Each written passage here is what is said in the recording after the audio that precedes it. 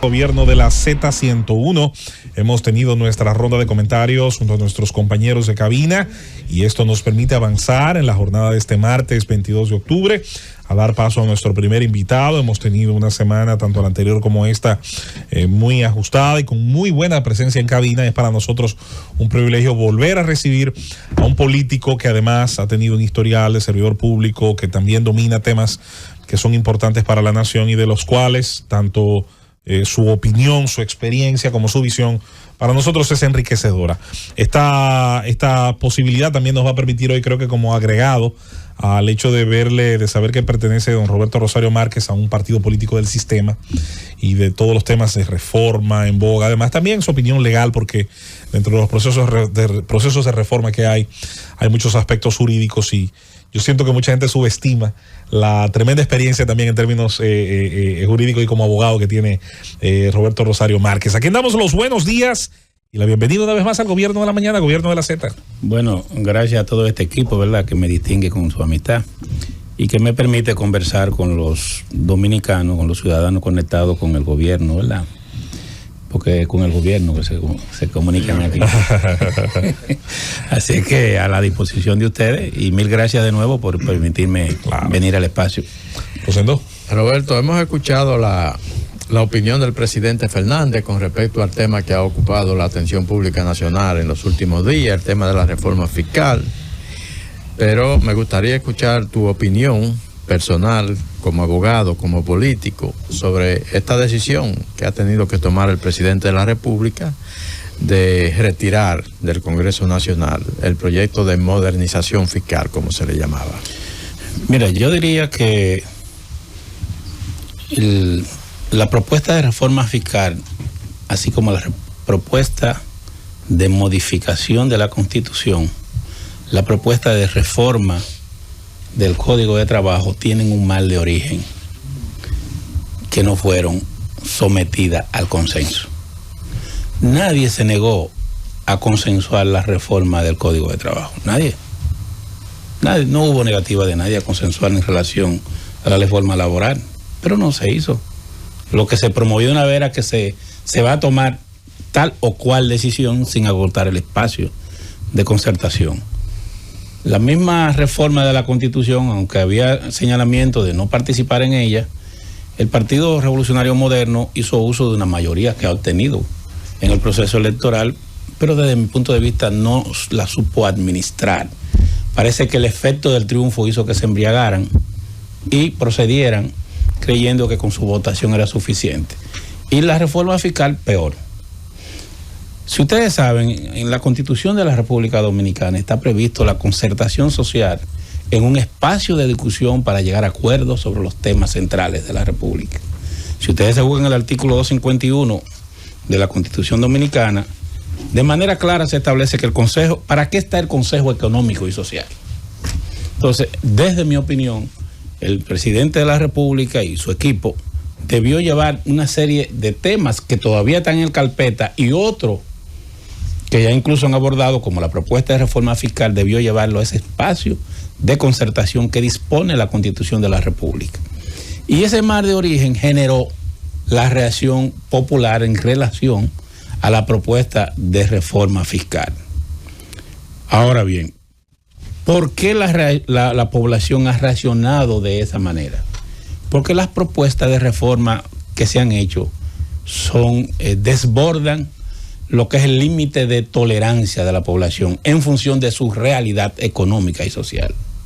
Si esa reforma se aprobaba como la concibió y la remitió el Poder Ejecutivo, el país iba a pasar a un estado de inestabilidad y a un estado de difícil gobernanza, porque hay una serie de sectores que iban a ser afectados de manera desconsiderada. Yo no estoy hablando de que sea conveniente, que no sea conveniente, que se necesite o no se necesite. Es que como se concibió, el impacto que iba a tener iba a desbordar la posibilidad de tolerancia de la población, aún siendo afectada, para poder conllevarla, porque se tocaban una serie de ítems que nunca han sido tocados. Mira, el presidente Fernández en su momento tuvo que hacer una reforma, igual tuvo que hacerla Danilo Medina, pero ¿en qué momento y en qué circunstancias y qué aspectos fueron tocados en cada una de esas reformas. De todas maneras también, de alguna manera se produjo un nivel de comunicación con los sectores productivos y con los sectores sociales y se logró hacer. ¿Qué es lo que ocurre con qué problema de raíz tiene el PRM en este caso que no gobierna? Que cuando tiene el poder no le gusta consultar y concertar. Revisemos lo que pasó en el gobierno de Jorge Blanco, revisemos lo que pasó en el gobierno de Hipólito Mejía y vemos lo que iba a pasar en el gobierno de Luis Abinader. Es decir, es una conducta de un sector político que parece que entiende que cuando tiene el poder lo aplica, como decía alguien, el poder es para aplicarlo y lo aplica. O sea, en un caso donde no se aplicó, ¿vale esa? Yo creo que en este caso no se aplicó y creo que en los otros también. ¿Por qué? Mira, yo no conozco una reforma que se hayan implementado sin que paralelamente haya habido un sacrificio del gobierno en la administración pública, en la disposición de los recursos públicos. Es todo lo contrario. No estamos hablando de que el presidente Abinader ha llegado al gobierno ahora, estamos hablando de que él fue votado para continuar después de agotar 4 años de administración pública. Por tanto, es de suponer que debe tener el equipo de gobierno que le acompaña suficiente experiencia y capacidad para prever cómo manejarse y para tener control de lo que hay. ¿Qué es lo que ha ocurrido en estos 4 años de gobierno? Que el gobierno no ha cumplido nada de lo pactado. El gobierno recibió un pacto eléctrico, por ejemplo. Un pacto eléctrico que fue refrendado en su gestión. Viene del periodo de Danilo Medina, pero fue un pacto que a su vez volvió a discutirse y se amplió ya con la llegada al gobierno del presidente Abinader. ¿Y cuáles fueron los aspectos que se acordaron en ese pacto? Que se iba a reducir el gasto, que se iba a eficientizar el servicio y que se iban a disminuir las pérdidas. Ocurrió todo lo contrario. ¿De qué valió el pacto? ¿Para qué se sentaron las fuerzas políticas y sociales a concertar sobre el manejo del sistema eléctrico? Y lo que hemos visto, que ha salido en los medios de comunicación, que ahí lo que hubo fue una francachela. Ahí hubo un gasto desbordado de lo público y nada de eficientizar, las pérdidas aumentaron, el gasto público aumentó. Y el otro tema, el gobierno recibió para ser reformado el sistema de pensiones. ¿Administró en estos 4 años el gobierno el sistema de pensiones? ¿Lo eficientizó? No. Disparó de manera desconsiderada y ha provocado una situación que pudiéramos ir caminando un poco hacia lo que ocurrió en Chile, hacia un colapso del sistema de pensiones por falta de sostenibilidad del mismo. Si se hace una auditoría y si se hace un diagnóstico de lo que está ocurriendo, la gente se va a dar cuenta que ese dinero fue utilizado de manera gente que nunca han colaborado, nunca han aportado, han recibido millonarias pensiones. Y el otro tema, y me excusan para terminar de redondear esta idea, fue el pacto que hicimos por la educación por el 4%. Cuando Leonel Fernández dijo en aquella ocasión que él creía que antes de aprobar un pacto había que hacer un estudio del sistema educativo, determinar cuáles eran las debilidades y hacer un proyecto de gasto, que posiblemente no tuviéramos en capacidad, que aunque recibiéramos los recursos, el problema no era determinar un porcentaje, sino cuál era la situación que tenía y cómo lo íbamos a emplear. Todo el mundo le cayó arriba a Leonel. Leonel se quedó solo. Dijeron que eso era, que él no estaba de acuerdo con la educación. ¿Qué ha venido haciendo este gobierno? Ha venido desmontando el 4%. Parte de los recursos del 4% ahora se van a destinar a otras áreas que no tienen que ver con lo que fue concebido para el Pacto por la Educación. Y es una forma indirecta de disminuir el 4%. Si no me equivoco, creo que ahora una parte de la MESI va a ingresar al 4% y ya están hablando de desmontar el 4%. A lo mejor tienen razón, pero al final seguimos en una situación igual. Ninguno de los ministros que hemos tenido ha podido agotar exitosamente esos recursos del 4%. Entonces, ¿por qué hago a propósito de tu pregunta, por qué hago este señalamiento? Yo tengo que preguntar, sí, mi amor. Para terminar mi idea, pactar no es suficiente, porque lo que ha demostrado este gobierno que no cumple los pactos. Y quise señalar esos 3 aspectos Porque no quise hacer un señalamiento sin sustento. Dígame ahora. Un tipo tan agudo como tú, se le ha pasado, ustedes están en reforma, pero ya la tumbaron la reforma, se le ha pasado algo que planteó Julio Curi y que yo creo también, y que yo pienso que era uno de los objetivos de esa reforma constitucional, y es que al ponérsele estos candados y esta reforma constitucional inhabilita a Leonel Fernández y lo coloca en la misma igualdad de condiciones de Danilo Medina. Y yo veo como que ustedes no se están preocupando de eso, de verlo antes y de verlo ahora y de analizar lo que puede ser una conversación, una discusión que se plantee después. Yo sé que va a ser moralmente muy difícil de sostener y creo que tal vez el Tribunal Constitucional no se va a meter en ese tema, pero es una posibilidad y yo veo que ustedes no se están preocupando por eso, y puede pasar mañana. Mira, usted ni lo ha visto y mire, y de usted que yo esperaba que venía a hablar de este tema. No es un tema de preocupación porque no existe. Mire qué ocurre.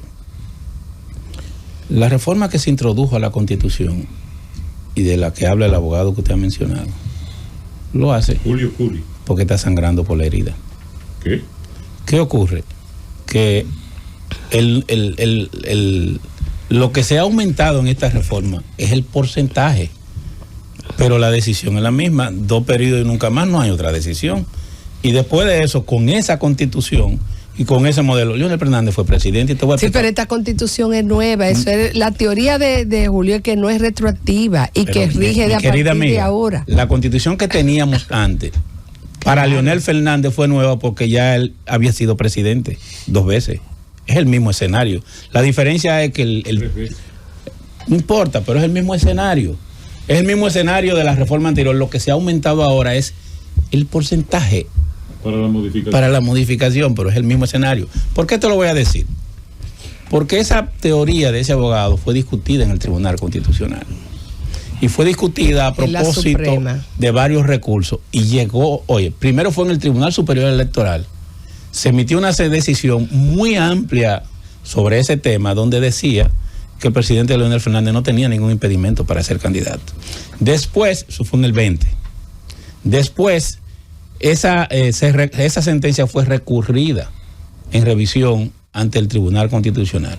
Y el Tribunal Constitucional, aunque le declaró inadmisible ese recurso, sin embargo, trató el tema del derecho de Leonel Fernández a ser candidato en 2 o 3 considerando. Por tanto, a menos que querramos romper lo que es toda la estructura jurídica del país y por un problema personal contra Leonel, digo yo, pero no, como que es cierto lo que tú dices. Creo que no lo anima, tenía que decir, no lo animó eso, sino estaba advirtiendo. Es que él lo advirtió en el 20 y eso fue a los tribunales. Él era abogado en ese periodo del PLD ante el Tribunal Superior Electoral y esa tesis fue derrotada. En mi caso no me anima. No, mi amor. Al contrario. No. Por eso estoy aclarando. No, lo que yo sé que Leonel no va a ser lo que te estoy diciendo. No ser candidato de Omar que va. El PLD. Pero lo dudo. El candidato de la Fuerza del Pueblo va a ser Leonel Fernández.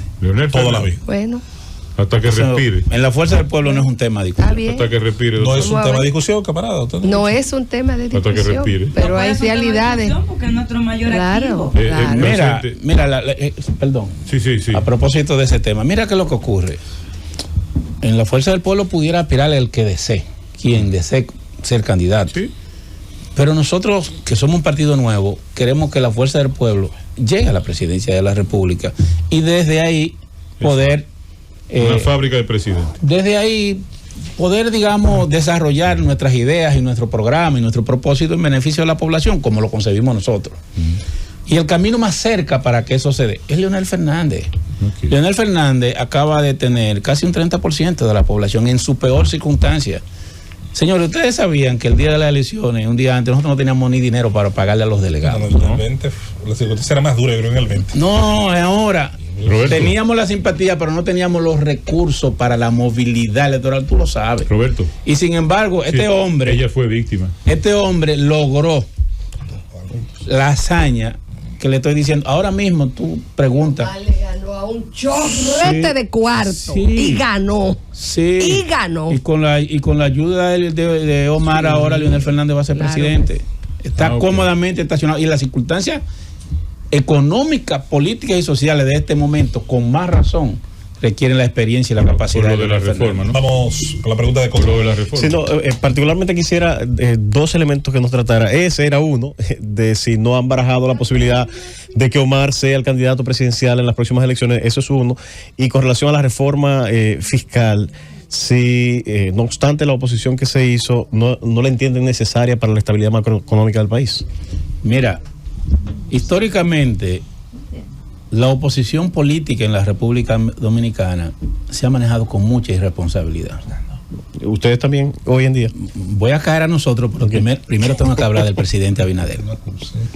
Históricamente ha actuado con mucha irresponsabilidad. Una pregunta. Si ustedes ven y buscan en Google las respuestas que dio el presidente Abinader y el PRM, cada vez que le correspondió, porque fue llamado para hablar de la reforma, fueron rabiosamente opuestos.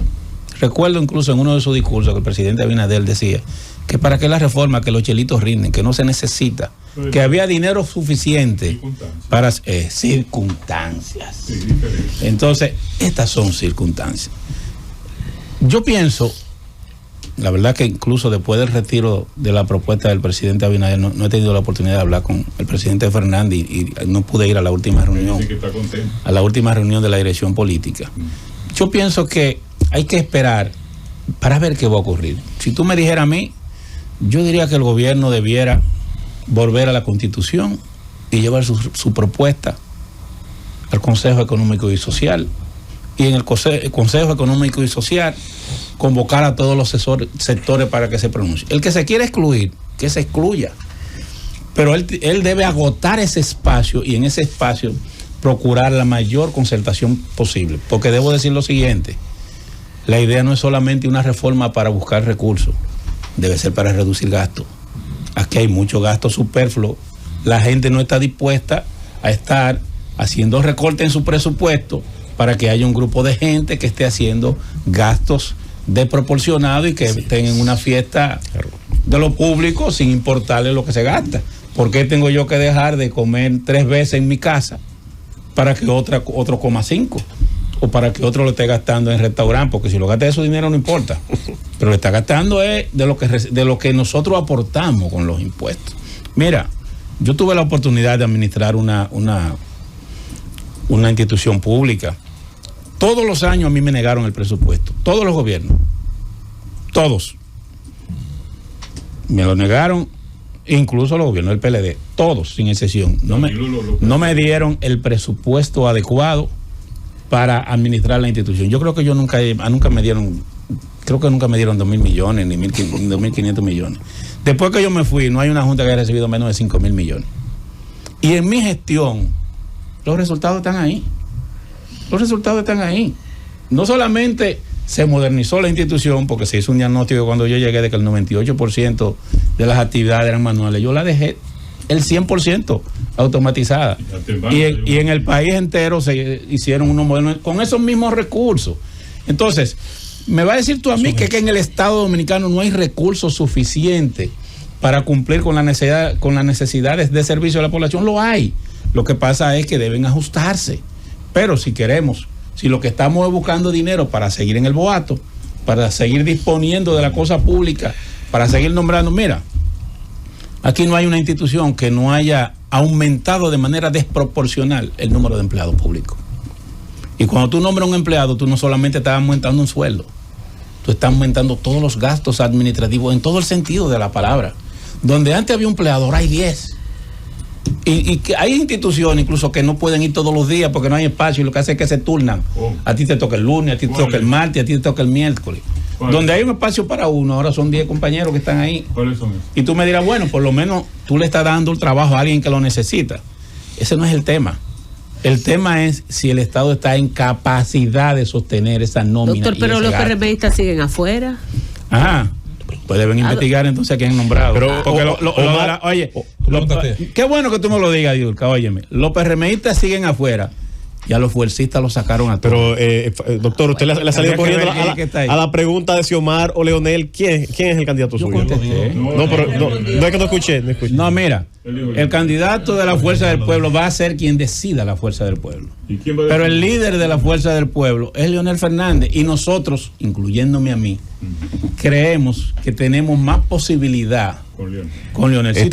Descartan a Omar. Si tuviéramos más posibilidades con Omar, perdón, óigame lo que le voy a decir. Presidente. Si tuviéramos más oportunidad con Omar o con cualquier otro dirigente de la Fuerza del Pueblo, yo lo apoyaría sin problema. Con Félix Bautista, inclusive.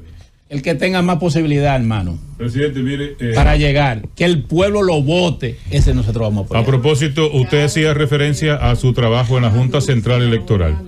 Hacía referencia a su trabajo en la Junta Central Electoral. Ahora hay un proceso de selección. Creo que el pueblo me reivindicó. Sí, de la nueva Junta.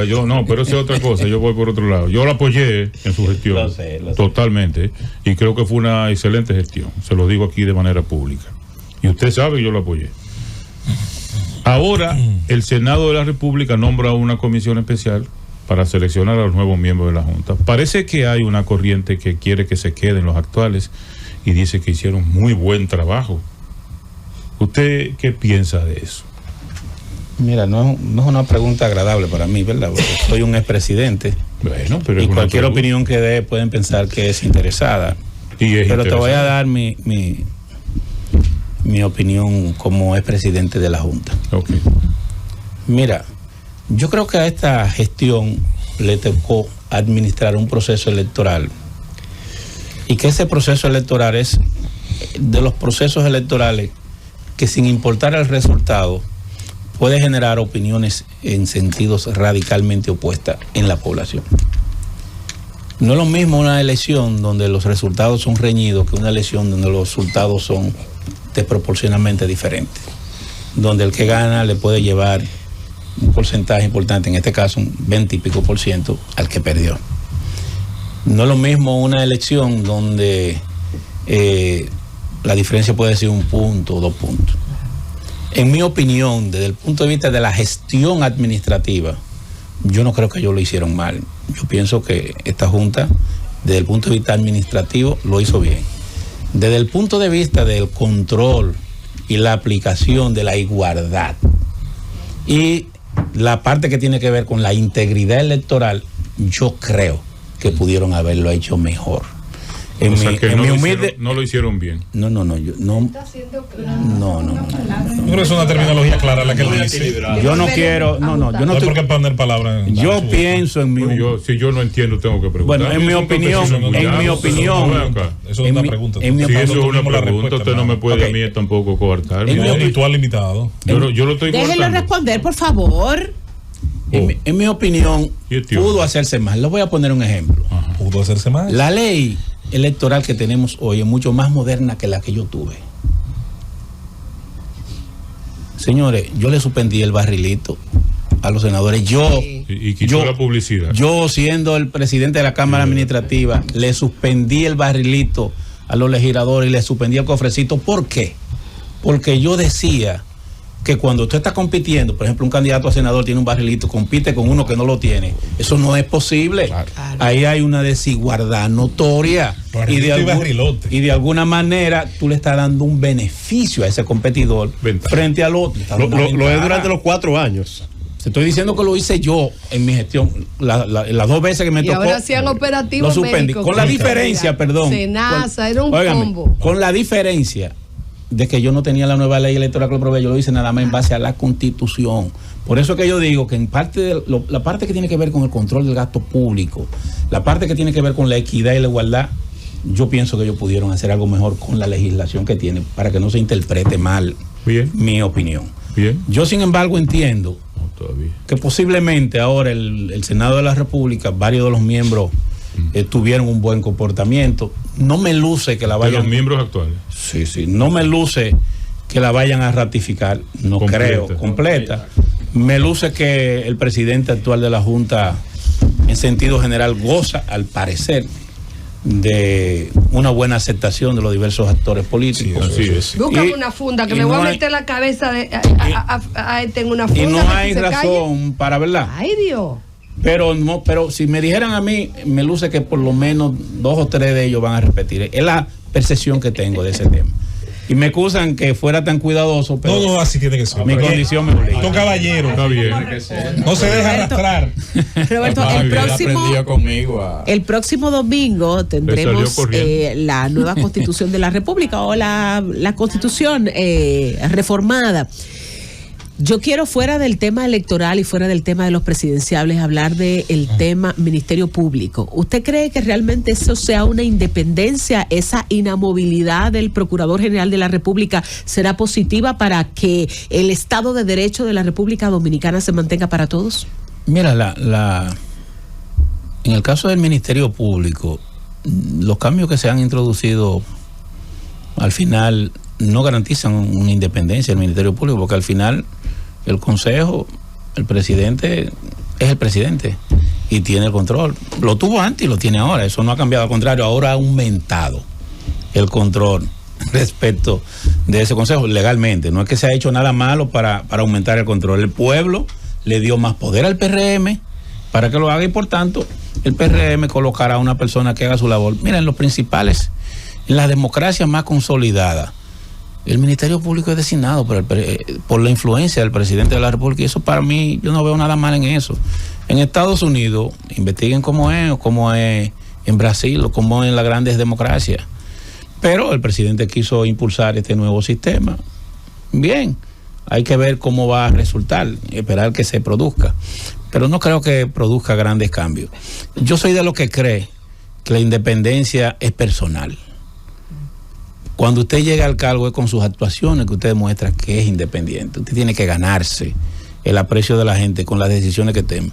Yo soy contrario a aquellos que quieren apartar a los políticos de algunas funciones porque lo ven como si fuera una plaga. Los políticos realmente son los que han construido junto al pueblo dominicano la democracia que tenemos con sus defectos y sus virtudes. Por tanto, yo no soy de los que se inclina por esa corriente que privilegian unos supuestos independientes, que si usted hace la investigación histórica, no le ha ido mejor que los políticos administrando la cosa pública. Sí, doctor, volviendo al tema de la reforma fiscal retirada del Congreso, a mí me preocupa lo siguiente: las razones que esgrimió el presidente y el gobierno para presentar esa reforma siguen estando ahí.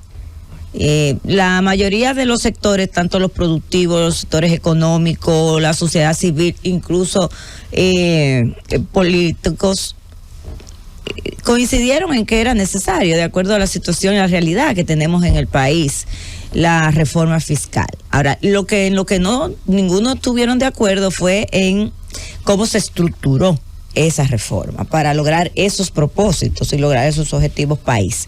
Entonces, ¿qué sigue ahora? Desde su visión, ¿cuál es la salida que tenemos? ¿Qué vamos a hacer? Es decir, bueno, como país, ¿qué cree usted que va a hacer ahora entonces el gobierno? ¿Qué debería hacer? En mi opinión, sí, en su opinión, eso debiera ir al Consejo Económico y Social.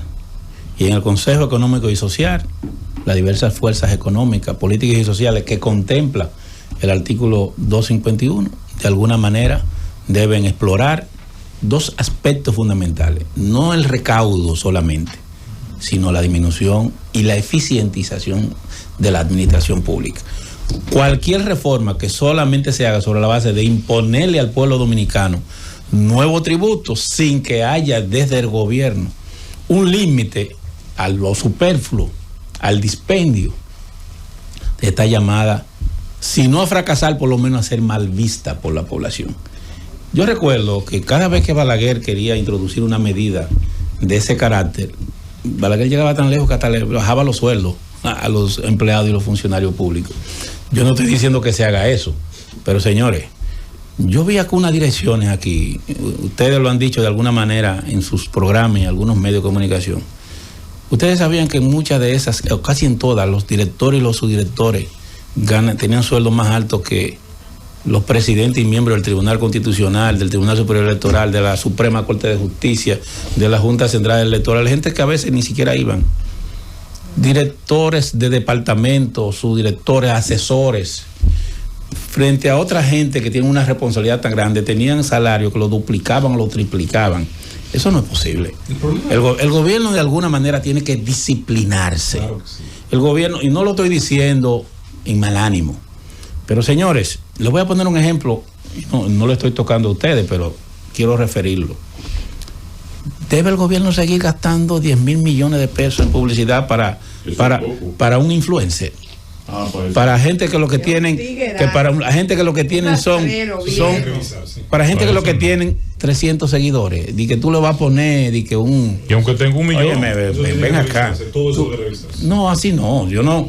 Debe haber una publicidad institucional para promover las políticas, y los servicios. Para promover las políticas públicas y los servicios. Es necesario, porque eso permite que la población orientada disfrute de un buen servicio.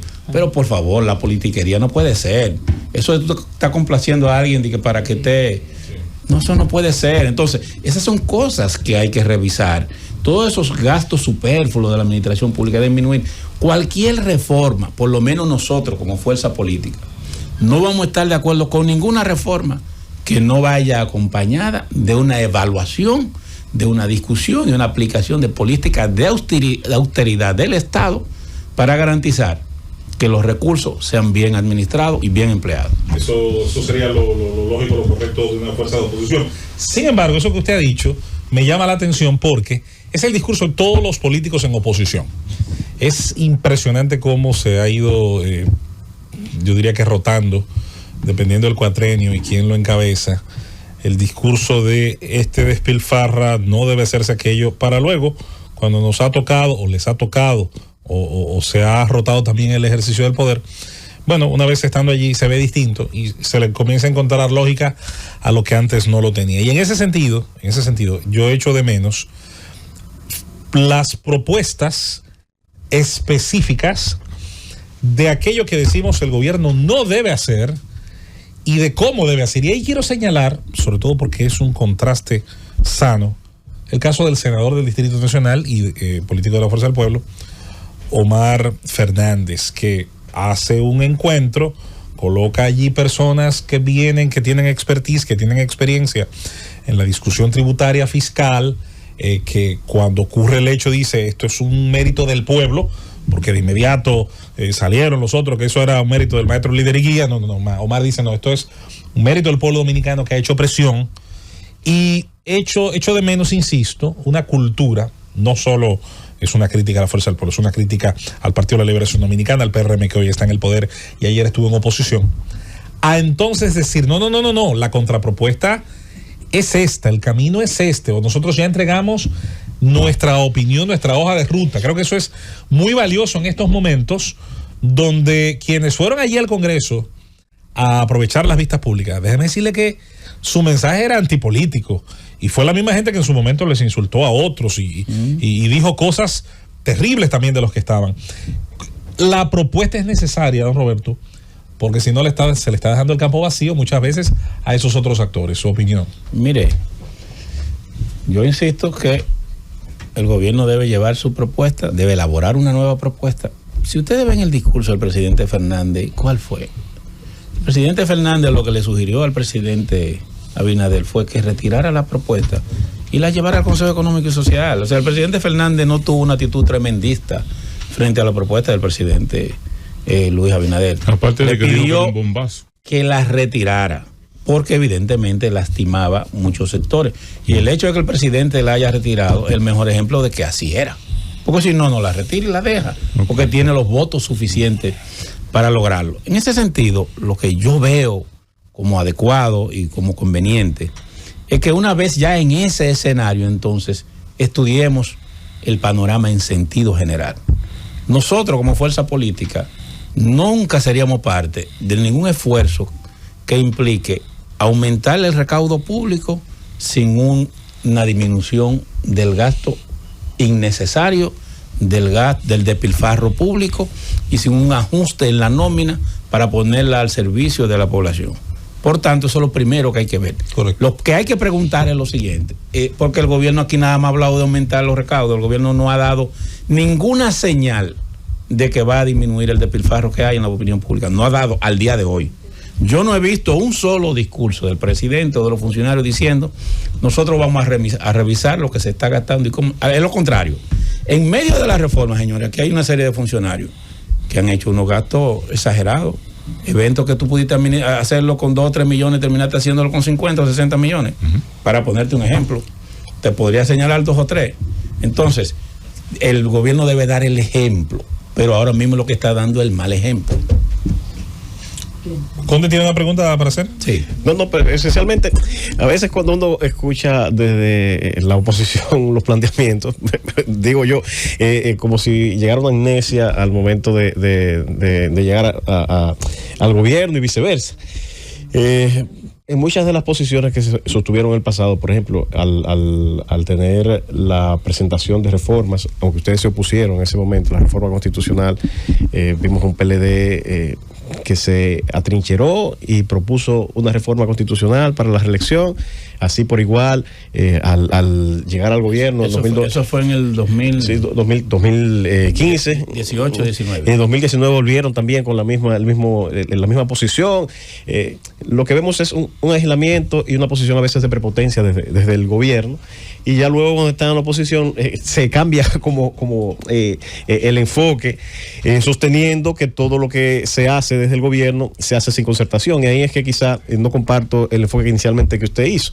Por ejemplo, con la reforma laboral, se ha socializado esa reforma laboral y se ha presentado en todos los escenarios, incluso se discutió en el Consejo Económico y Social. El único aspecto que no se llegó a algún consenso fue con el tema de la cesantía, y así se presentó, sin incluirla. Precisamente con la cesantía. Entonces, quizá que era el tema nodal. Quizá el hablar en esos términos absolutos es que uno no lo comparta, pero bueno, en ese sentido de ese debate quizá no nos vayamos a poner de acuerdo, porque se va a enfocar de acuerdo a la conveniencia y a la circunstancia en la que se encuentre, si oposición o gobierno. Ahora, lo que sí quisiera es una posición suya, sensata, en base a su conocimiento histórico, y es con relación a algo que yo entiendo afecta mucho a nuestra democracia. El tema del barrilito, usted lo mencionó, que se ha señalado que es un elemento que lastra el presupuesto, se usan muchos recursos, y yo entiendo que no son los senadores ni los diputados los que tienen que hacer esa labor. En ese sentido quisiera saber la posición suya con relación a esto, si debe desaparecer, y con relación también al tema del voto automatizado, que fue muy estigmatizado en su momento por la fuerza del pueblo, tal vez con razones históricas, pero si entiende usted que ya estamos en la madurez y en la condición de implementarlo en la República Dominicana. Una posición de alguien que tiene la experiencia, tanto en un sentido como en el otro. Mira, si cuando me tocó a mí ser funcionario público, yo suspendí la aplicación del barrilito y el cofrecito, mal puedo salir ahora a apoyarlo. Claro. Yo creo que no debieran existir. Sí, yo creo que los legisladores no están para esa función. Ahora, el Partido Revolucionario Moderno tiene ahora mayoría absoluta en ambas cámaras, y debe dar un ejemplo, porque eso de tú ponerte a decir y que el senador tal retire, ese no es el tema. Usted tiene la mayoría en el Senado y tiene la mayoría en la Cámara de Diputados. Usted debiera, el gobierno, mira, si el gobierno quiere, antes de someter un nuevo proyecto de reforma, el gobierno tiene mucho de por dónde sacar dinero para disminuir lo que van a ser las políticas de aumento de impuestos y de recaudación. El gobierno, por ejemplo, pudiera y debiera, en la parte que tiene que ver con la Cancillería, debiera tomar una decisión de que todos los recursos que entran a través de los consulados pasen a una nómina pública. Han comenzado en eso. Como hice yo en la Junta Central Electoral con la oficialidad. Ustedes no se recuerdan que los oficiales civiles se quedaron en. ¿Por qué el presidente Abinader se está haciendo? ¿Por qué no toma una decisión general de que eso se administre a través de una nómina de una cuenta del Estado, que simplemente se le pague un salario, como hacen todos los países, y que dejemos de tener 30 o 40 gente que lo estamos haciendo millonario a través de pero una forma apropiada de criticar el barrilito no sería ordenarle a Omar y a los legisladores de la Fuerza del Pueblo, dejar de usarlo. Y entonces que el PRM lo siga usando. O sea, vamos a ver, lo que usted me está planteando. No, te quiero comprender. No.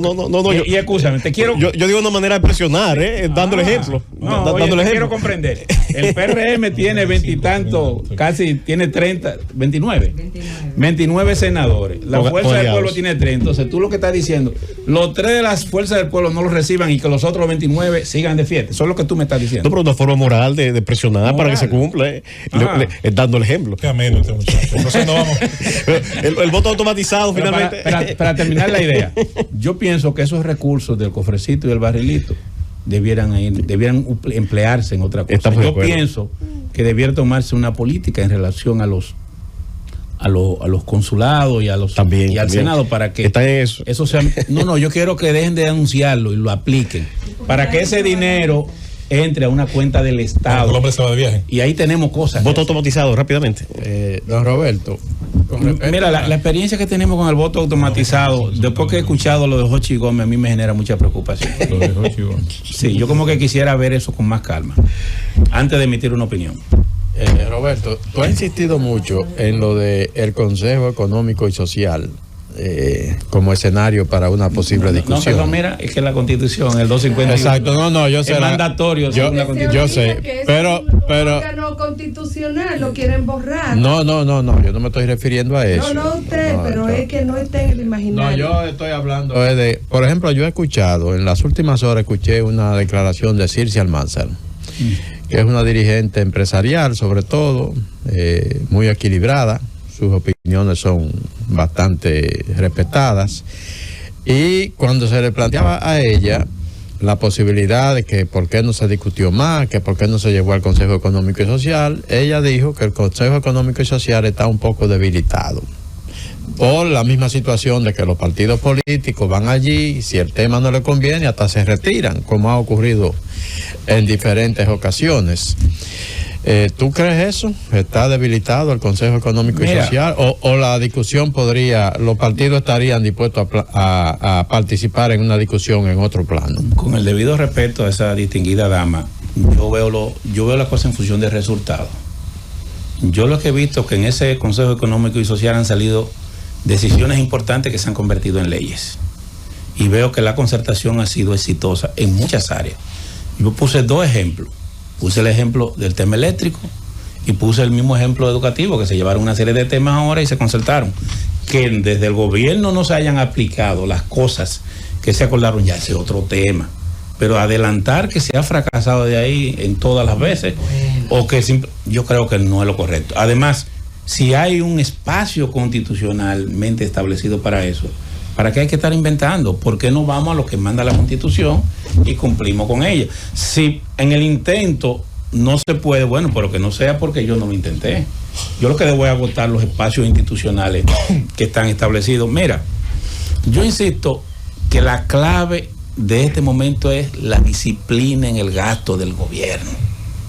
Y además de eso, la planificación de qué es lo mínimo que se puede lastimar al pueblo dominicano, que de por sí lo está, para aumentar el recaudo. Para mí esa es la clave. Mira, sí se debe aclarar, pero no es lo que hemos hablado. Y dudo, que para mí, no dudo de lo que usted diga, pero dudo que la hayan reseñado bien, porque lo que sabemos... No, porque yo la escuché a ella, ella habló, ella respeta el sesgo como escenario de discusión, hemos entendido, pero sí dijo que los políticos han debilitado un poco. Sí, claro, el presidente sacó la discusión del lugar donde legalmente y constitucionalmente corresponde. El presidente decidió, y lo dijo varias veces, que él decidió que el asunto se hiciera en el Congreso, y dijo más, que había tirado una propuesta completa para ver cómo, como decía yo en otra cosa, un chichorro, a ver,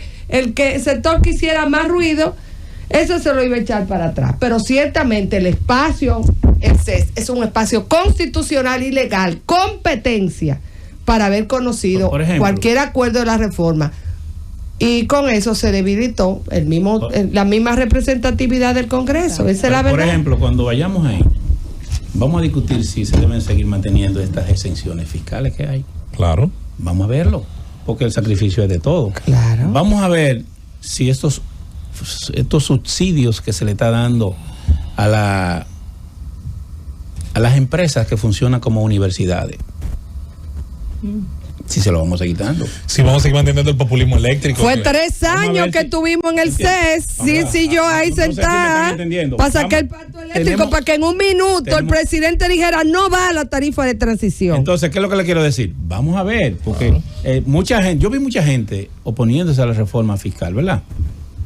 Caray, pero mucha de esa gente que fueron ahí, que yo creo que no sé, uno de ustedes lo dijo, mucha de esa gente que fueron ahí fueron los que apoyaron al presidente Abinader para que se mantuviera por 4 años, es decir, validaron las políticas de administración del presidente Abinader con su voto y su apoyo. Yo quedé, le voy a decir la verdad, yo me sorprendí con la vista pública. Sí, yo quedé muy sorprendido porque el 90% de los actores que fueron a protestar ahí fueron los que de alguna manera apoyaron al PRM para llegar al gobierno y al presidente Abinader.